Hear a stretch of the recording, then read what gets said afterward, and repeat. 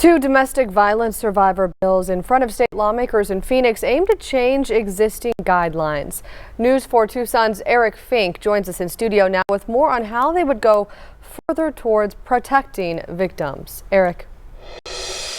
Amanda, tonight those two bills are now one step closer to becoming law. They were introduced by a state senator from Tucson who is a domestic violence survivor herself.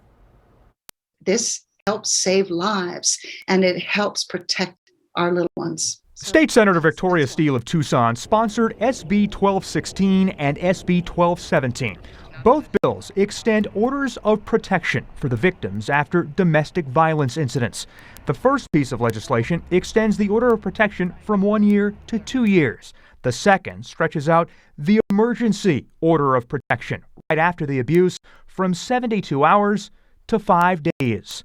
Steele knows that time is vital. That time immediately following a violent incident, when the police have come, that time is the deadliest time for the victims. It's not just a cooling down time.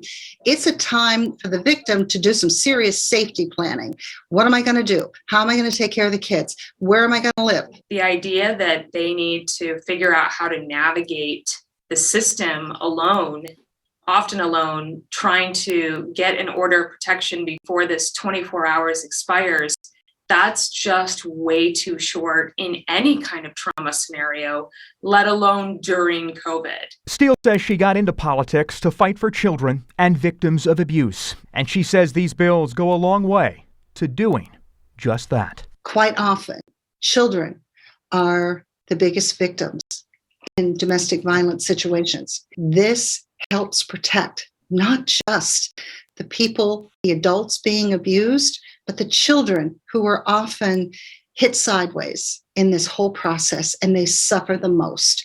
And this SB 1216, a bill that extends the order of protection to 2 years, passed on the Senate floor this afternoon. It now goes over to the House.